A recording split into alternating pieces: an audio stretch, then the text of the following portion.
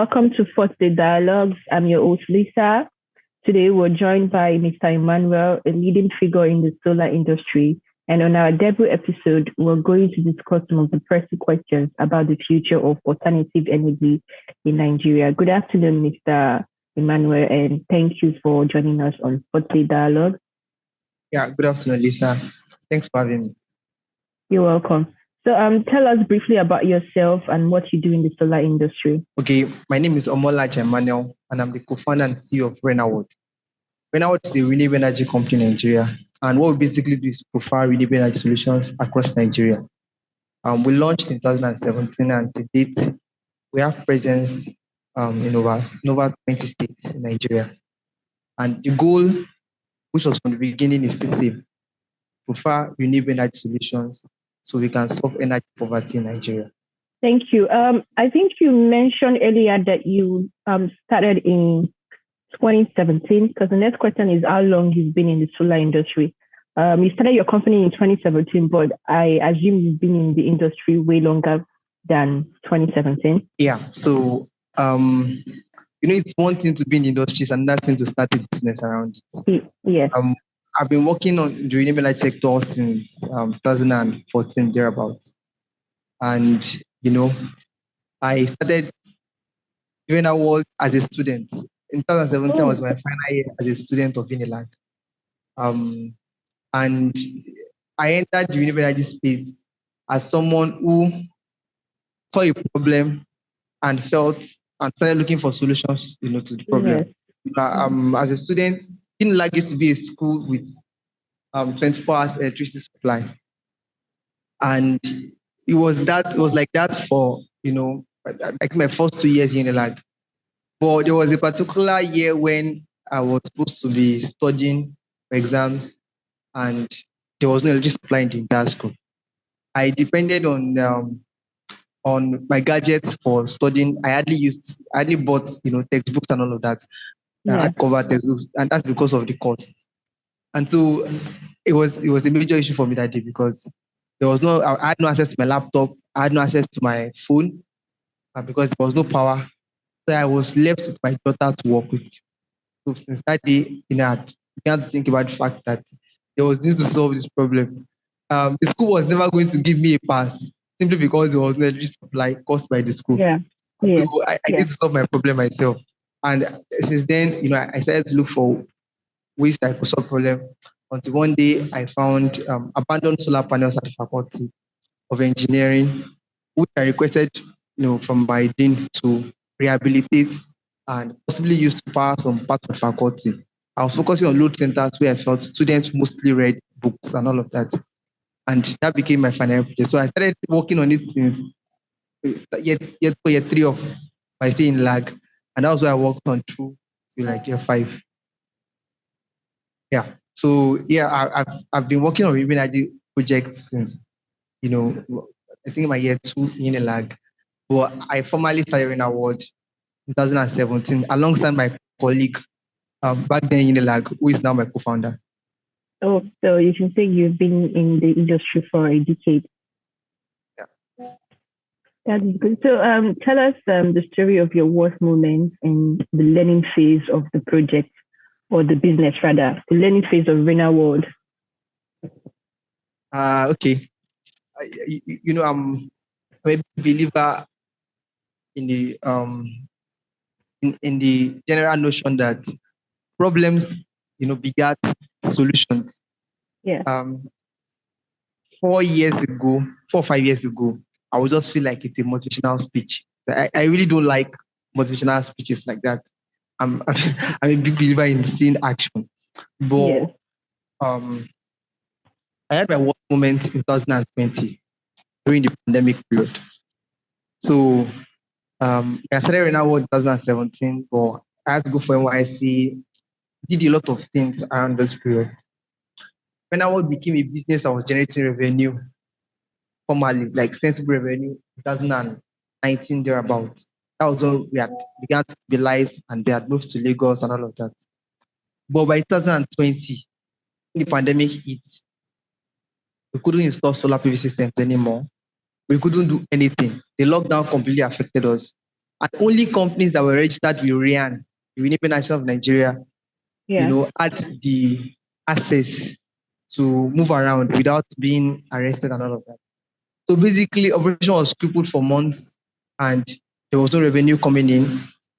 So it was a case of, do I tell all the people working in me to go back home and to go and look for other jobs? And, we just dissolved the organization. And it was like that for a few months until, we had a lot of people reaching out to us to say, "Hey, we're on lockdown, we are working remotely, but we need a kind of system that can power us remotely." And my team and I came together and we're like, what if we could build a product that would not require us to physically assess the locations of this particular customer? What if we didn't, we have a product that's completely plug and play. We just build it in-house, we send it over to the customer's place, irrespective of how far they are from, our office, no matter the state they are in. And it requires very low technical know-how to set up. And, we began to think about different ideas, began to work on different things. With little amount of money remaining, I think it was remaining like 250,000 in the company's account around that period. So everything was beginning to drain. We're not more paying salaries. Everyone was just trying to, survive on what was remaining. Yes. And with the remaining money we began to build. I iterated, worked on it for about 4-5 months until we came up with a product called Renalight. So by the time we were going to launch Renalight, which was our only product that we had built, that was our prototype, that was our MVP, that was everything. It was around, I think, September of 2020. So the next thing was to sell that only product so we can at least make some small cash. By that time, the money in the company's account was remaining 5,000 naira thereabouts. And we began to do a lot of effort, use different methods to reach out to customers and all of that. And we ended up getting the product sold around, I think, towards the end of September. That's how we made our first more cash. And from there, that was how we recovered. Before 2020, we didn't have any differentiating product that differentiated us as a solar energy company. We're just a generic company that installs solar systems. Are you getting it? And that didn't put us in a position where we could appeal to any investors. There was no differentiation, there was nothing. But with the advent of Renalight, the fact that we now had a product that we built ourselves, we began to gain, the attention of investors because our product was getting traction. A lot of our customers found it very easy to put our product on Twitter, on social media, to answer other questions. And some of them, referred us. So when we spoke to investors, it was much easier to discuss with them. And that product is one of the things that has really helped grow us to this point. We've been able to raise financing from some of the top financial institutions, investment companies in Nigeria and probably the world. Okay, so what is Renalight? Can you give us a brief knowledge about what that particular product is? Yeah. So Renalight is a compact solar energy solution. It's basically a solar home system that has inbuilt battery storage, inbuilt inverter, inbuilt charger, and all of that. So basically, it's an on-demand product. Like if you need Renalight Classic to power any appliance right now, anywhere in Nigeria, all you need to do is get the product to that particular location. They don't need to do any special installation and all of that, for it to be able to work. It's plug and play. You just connect your appliances to it and it starts to work. And to set it up is also very easy. The way we did the whole accessories for installation makes it very easy for any engineer to set it up without having to go through any special technical training and all of that. So it's basically a compact solar energy solution that also comes with solar panel for charging. So has the capacity to charge from PHCN, so it's an hybrid charging system. And yeah, it has the capacity to also power a wider range of appliances compared to other solar home systems you might have in the market. When I like can power bigger appliances like a 55 inches TV, it can power a Wow. semi-automatic washing machine, it can power blender, it can power much bigger appliances that average small compact solar energy solutions cannot power. Well, that's great. That is amazing. So what's your favorite thing about working in solar energy industry? Yeah, the smiles on people's faces when we power them. So Mm-hmm. uh, nowadays, I really don't visit sites as much because obviously, like, you get caught up in a lot of administrative paperwork and all of that, discussing meetings and all. But when I used to go to site, and I used to install even myself, by the time we are done with the whole installation, a lot of these customers look at us like pilots. You know, there's a way when I enter the airplane and I see the pilot coming in, there's a way I look at it with so much respect that okay, this one is fine. That's the way they look at us after we are done with the installation. And then when it's time to test, and then you put it on and everywhere lights up. So the whole, energy around, oh, there's now power makes me really excited. Yes. And seeing children say, we don't have to bother about NEPA or not anymore makes me, very excited. And I think that's one of the things that has kept us going because we've had ups and downs. When you Yeah. think about the fact that, there are certain customers somewhere who are very excited. In fact, I've had times when I was very sad at the office, very discouraged, and maybe a customer called and maybe in place of conversation, his intention was probably to refer another customer, but decided to say, okay, things like I've been using the system for about 1 year or 2 years now, and I really enjoyed it. Like, okay, I've not had to buy fuel, I've had power every day without any issue. When you hear something like that, and you are sad and you're thinking, why am I doing this? You feel very energized. So yeah, our customers have kept us going for real. And that's one of the most beautiful things about working in the industry. You see the impact. It's very quantifiable. You see how people are excited. You see how it affects their lives, how it improves their standard of living. Yeah. So yeah, that's one of the most Yeah. exciting things about working in industry. I'm sure it's really nice and self-assuring when you see your products or your services is solving problems of the everyday Nigerian. I'm sure that gives you some kind of fulfillment that you're solving problems for businesses and homes and so on Yeah. and so forth. Okay, Yeah. can you describe a project that or challenge that you faced that you're very proud of overcoming through the course of your career? Maybe a bigger installations when you were not ready, or something went wrong somewhere and you had to fix it, or there was some kind of stumbling block and you were proud to overcome that block. Do you recall that? Okay. We've had this, a number of projects. But I think one project I'm very proud of is a system we installed in Ogun State. Currently, I think this year will be maybe 3 years that the system has been operational, and the house is completely off grid. So one of the things that you hear people talk about is that don't use solar with heavy appliances. There are certain appliances that you can't use solar with, and we've been trying to do a lot of education around the fact that the appliances you can use solar with is entirely dependent on capacity of system you install. It's not like solar cannot work with heavy appliances. So this particular customer, he didn't meet me until he wanted to install a particular system. But he has used a previous system from us, and this was how it happened. This was how it happened.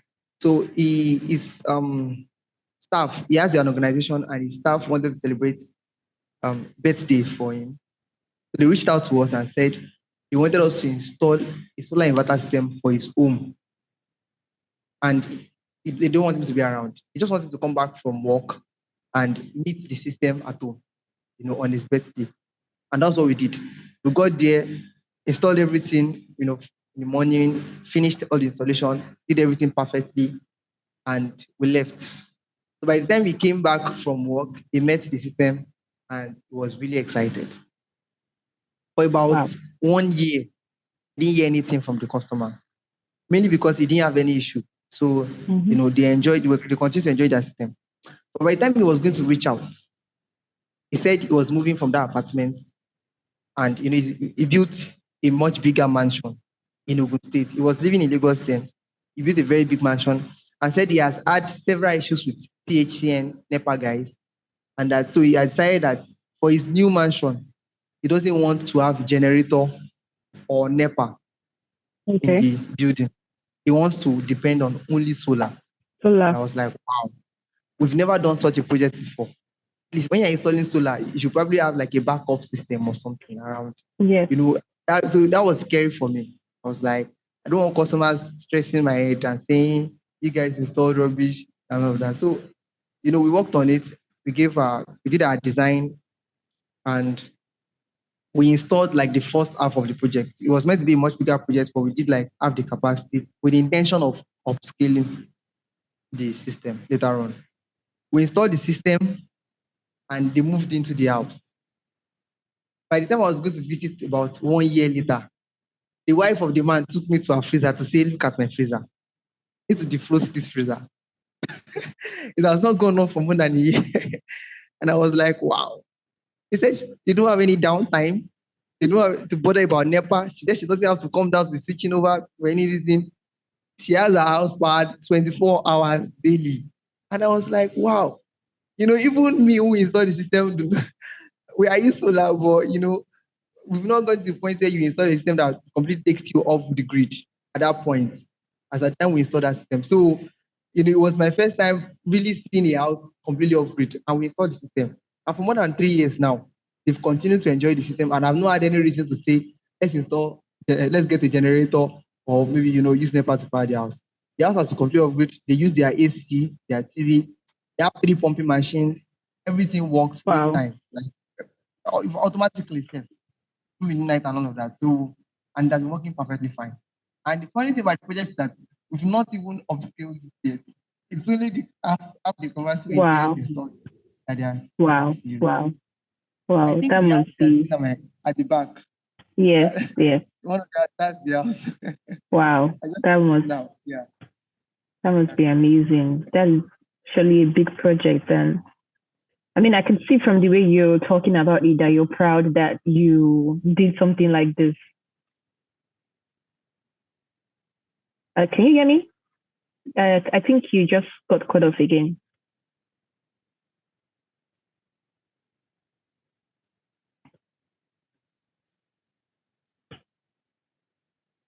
No, I can't hear you. Okay, I think I just said something. Can you speak? Can you hear me? Yes, yes, yes. I can hear you now. So I was saying that I'm sure with how massive the project was, you and your team were really proud to have Yeah. done a spectacular job. So I'm going to ask about a pivotal moment or turning point that significantly influenced the direction of your project. But I think most of the stories or the story that you just mentioned to me has that moment in it. But I'm just going to ask again to clarify what was your turning point that influenced the direction of your project or your business. Yeah. Like you said earlier, I've spoken about earlier. The turning point for us was 2020.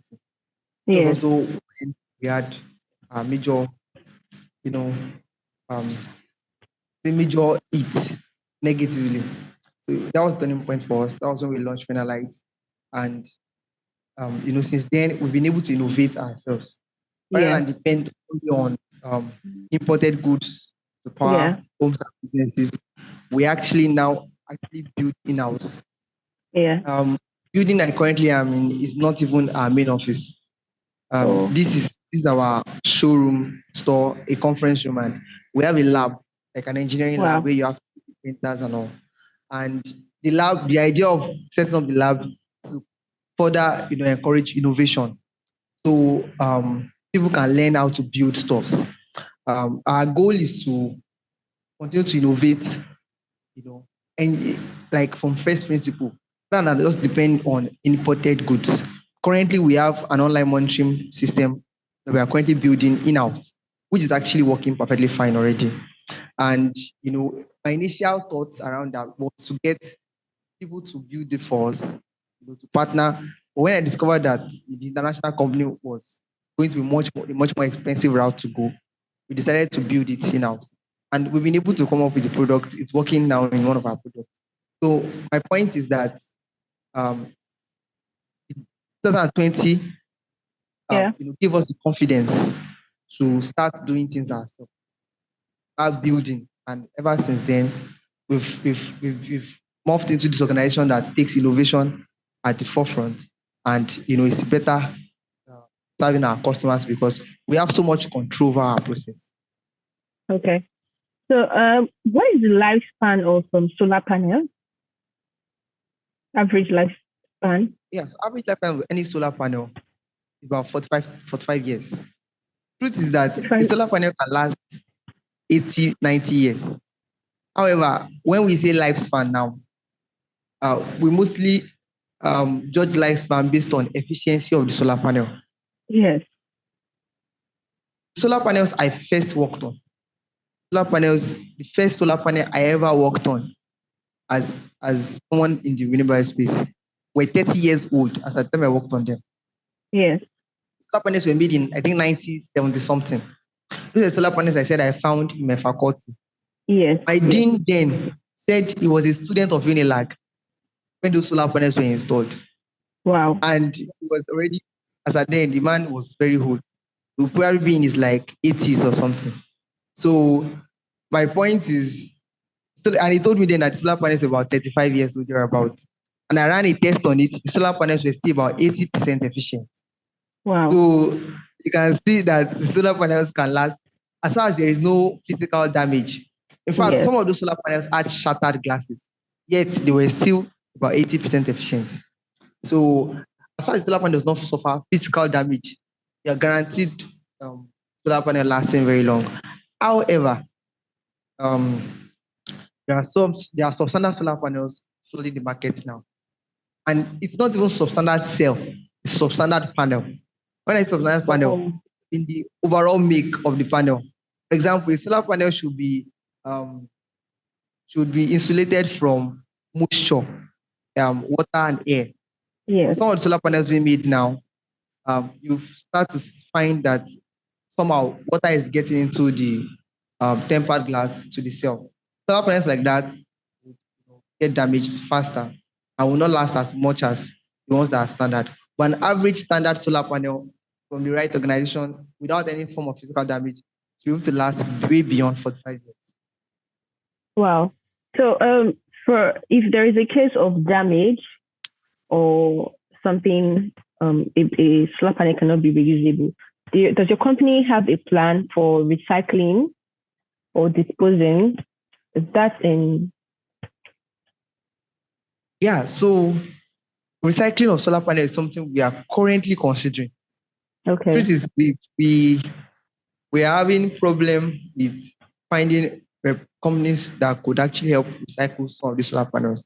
We did a lot of research, even in advanced countries. Recycling of solar panels is actually a current major issue. Batteries, on the other hand, there are already factories set up even in Nigeria here that are helping us to recycle batteries. So yeah, we just send bad batteries. But for solar panel, there are really no companies that are recycling solar panels, damaged solar panels. If you're going to recycle solar panels, not separate tempered glass from the cells and all of that. Yes. Go through a lot of processes before you now extract this cell. I think another reason why we've not taken much effort in that particular regard is that we've hardly had solar panels that are damaged. Yes. Yes. So because we don't really have that volume yet to justify any form of recycling, it's probably one of the reasons why. But it's actually something we have in process. We've been trying to look for ways to see how solar panels can actually be recycled, so we don't have landfills filled with solar panels in about 20 years. That is a good plan, a good future plan. So do you think that Nigerian government or Nigerian politicians, let me say government, do you think they care about providing steady electricity for low income communities? Yes, I think I think so, and I I believe so. The Rural Electrification Authority REA has been doing a lot of things. As of last year, it was under Ahmad Salih, and I've been following updates on them. They've had Yes, several outreach communities with solar microgrid, solar mini grid. We have yes, the likes of GVE, who are private organizations, also partnering with public institutions to power several communities. And that way, I know Nigeria is making a lot of strides in this particular area. Is that they've been adjusting policies yes, to encourage private participation in electrification. For example, before now, you can't have an independent power plant in just yes, anywhere in Nigeria. yes, The distribution companies like Ikeja Electric will sue you to court. But now there are policies that makes it possible for states to generate power, which is number one major stride that has been made by the government. Then they've also made it possible for public companies to partner with organizations like private companies to partner with organizations like Ikeja Electric, so they can form a form of embedded generation under the umbrella of distribution companies. So that makes it possible for an organization like us to say, okay, oh, we spotted this particular community, we want to power them, but it will be, in partnership with Ikeja Electric. So Ikeja Electric has like an oversight. Well, so that it doesn't look like we're intruding into their space. However, we actually get to legally power the particular community without any form of issue. So yeah, there's been a lot of policies and adjustments that they've been making, even as regards um, um, permits. There was a policy that said that if you are deploying a solar microgrid or solar mini grid under 1 megawatts, you don't have to take certain permits. So that makes it much easier for you know small organizations to play in the space of um, electrifying communities across Nigeria. So I think the government is doing well in particular area. Though there are still many areas we need to work on, probably yeah. area of import duties and all of that. But in terms of policy making and all, I think the government is working in a positive direction. Okay. So looking ahead, um, do you have any idea of what trends or advancement do you see shaping the future of solar energy in Nigeria? A lot of people are going into that now because of the way the power sector in Nigeria is quite unstable. So, looking ahead, what do you think will be the advancements or the trends in the future of solar energy in Nigeria?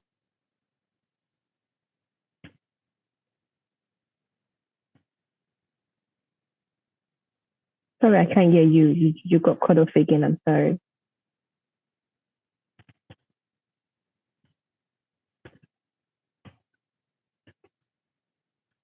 No, I can't hear you. I'm sorry. No. Okay. Okay. I think I just heard something now. No, no. Can you hear me now? Yes, yes, I can hear you now. Wow. Okay, so as I was saying, one of the things that encourage flow of cash or investment into the green energy space, when there are much term models to encourage participation of even communities that do not have high purchasing power. Okay. I'm trying to say is this. Currently, for most people to have access to solar, they need to have a significant purchasing power. But when I don't need to have high purchasing power to benefit from solar, then Yes. it's going to make it much more easier for solar PV systems to be deployed and to increase investments to the solar energy sector. And where I'm going with this is net metering.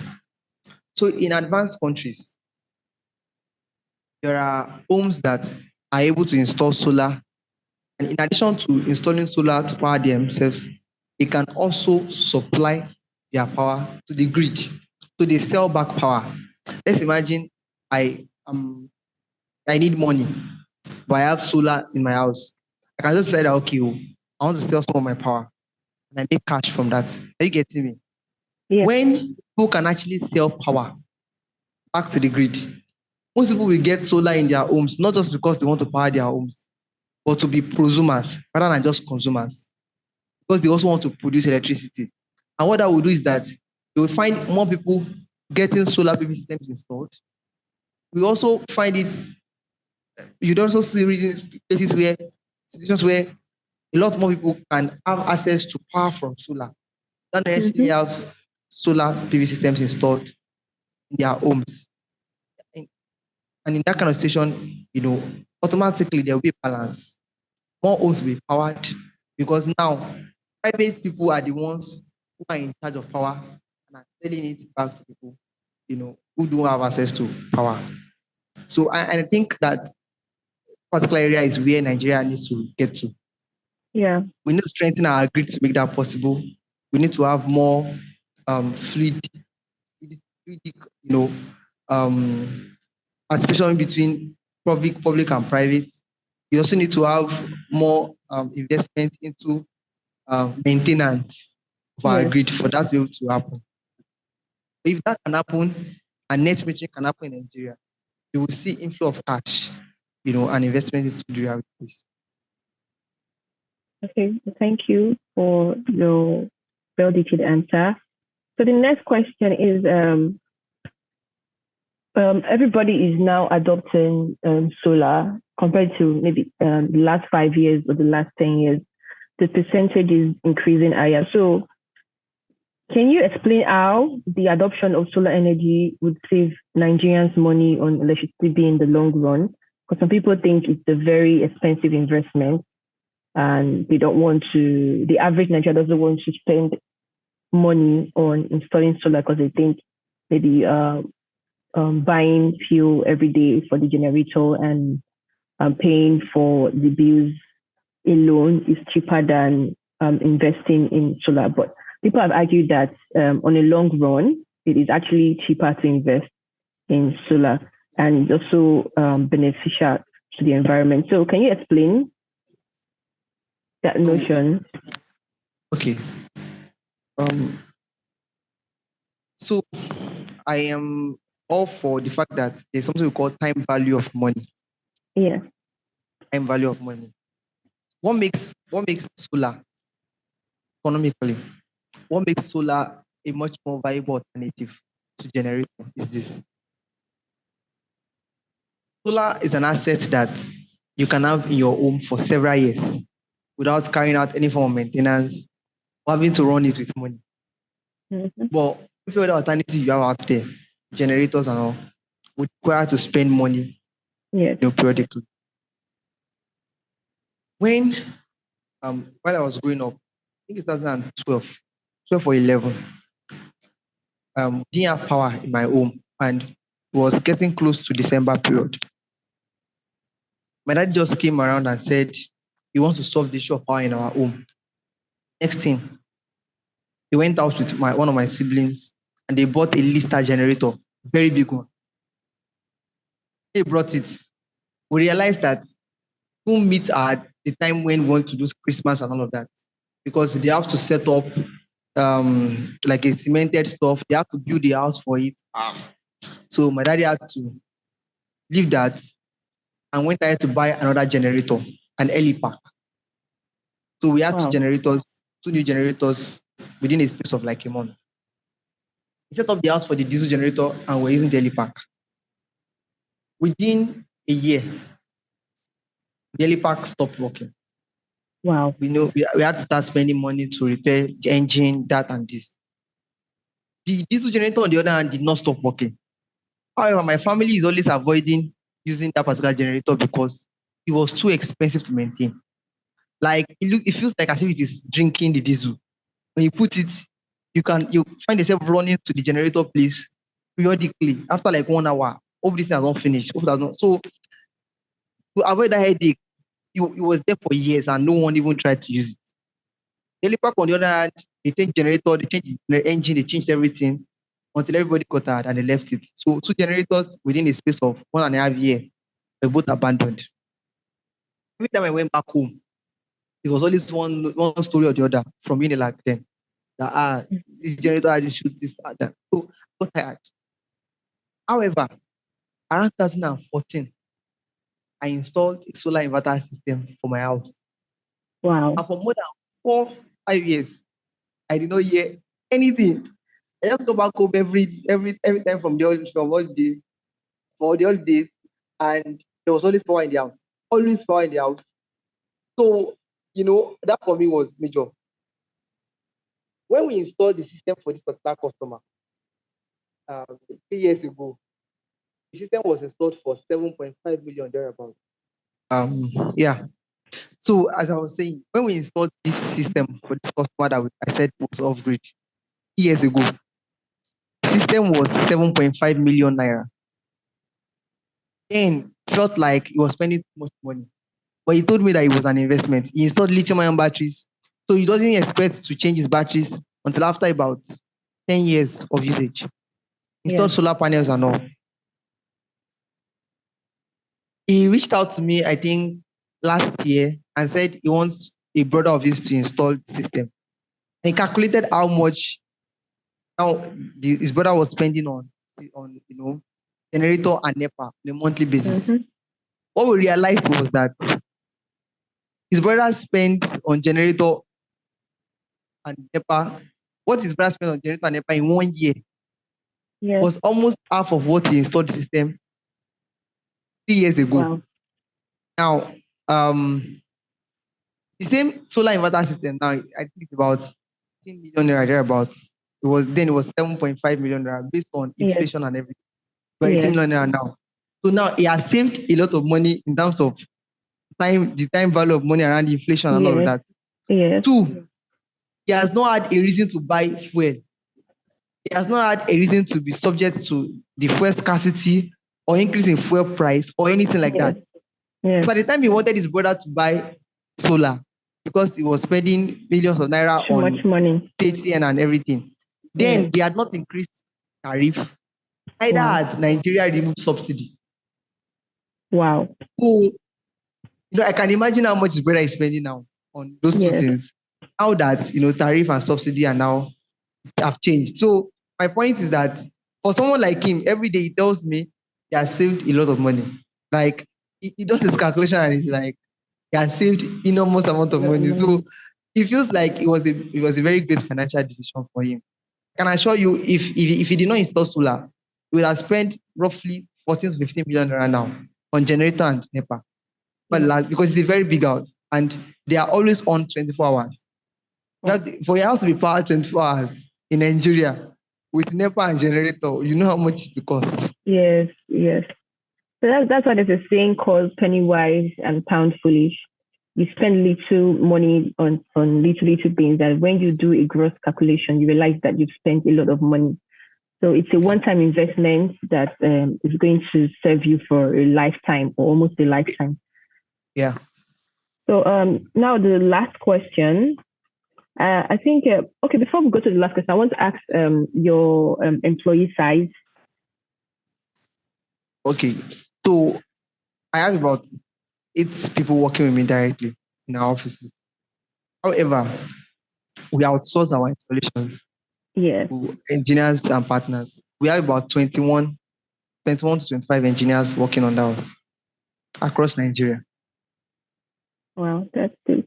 So, that will lead us to this question about how your company ensure that the projects that you and do contribute to sustainable job creation and also skill development within your local communities. Do you offer some kind of training to educate people or to train engineers that can work with you and the project can contribute to sustainable job creation within your communities? Yeah, so I think that's another exciting part of being in the renewable energy space. like very exciting part.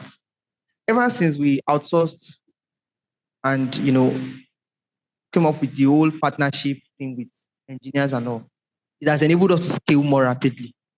So we could have projects going on in about 4 states at a time in one day. Wow. And the states could be Abuja, Anambra, Lagos, Ibadan. And we have different engineers working on different projects at that point in time. There are times when I would think and I'll be like, what if we had no project to give some of these engineers? Like, what if these engineers were not actually working on this project? How would they have gotten money, for that particular week and all of that? And there's one of our partners in Lagos here who has been recruiting new engineers under him. So it's one we work with directly. But because sometimes we have like 5 installations going on in Lagos, he sends like all these guys. And when people reach out to us to be trained for solar and all of that, we just send them to our partners to train them, and they also enroll them into the whole process of installing for us.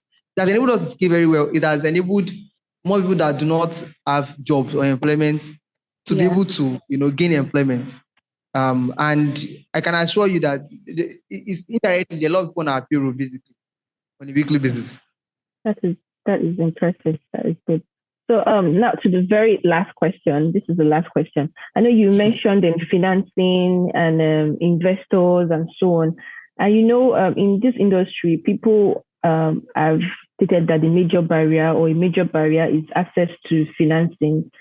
And there are a lot of people who are startups and they want to get into the solar industry, but they do not have access to financing, access to funds to do that. So, what model did your company explore to make that possible for you, to make access to individuals, funding, financial institutions, etc.? Okay, so basically, we realized earlier last year that we needed to look for models to enable more people have access to our product without needing to have like the full cost of the system. Okay. So what we did basically was to partner with institutions. We didn't partner with the likes of Access Bank because those are big institutions and the whole interest on assets can be overbearing for customers. Yes. So we partner with organizations like PayPal, Alt Power. Some of them are interventions under the main bank. However, the reason why they are much better is because they are investment vehicles. So, for example, now, a major financial institution or bank in Nigeria gets like a World Bank grant. And the grant or the loan is for renewable energy. Now, one of the conditions that will be given to them when they are collecting that particular loan is that they give it at a very low interest. Are you getting me? So even though this particular major deposit money bank offers very high interest rate on their general loans, when it comes to financing renewable energy equipment, they only follow considerations based on the agreement they had with the World Bank or whichever institutions finance them. And so the interest rate is always way, way, way better for the customers and helps them even beat inflation in most cases. So we partner with all of them, and there are several customers that have gotten our products without having to pay the full upfront cost. They just had to register, their credit limit was assessed, their financial history was checked, and those that were eligible were financed, and you got their systems installed. That is good. It was nice having a conversation with you. That brings us to the end of this conversation today. Thank you so much, Mr. Emmanuel, for taking the time to share your insights with us on 4-day dialogues. It's been a very insightful conversation, I must say. Thank you very much. You're welcome. Thanks for having me. Yeah, you're welcome. Okay. All right. Have a great day. Have a lovely weekend. You too. Have a good weekend. Bye.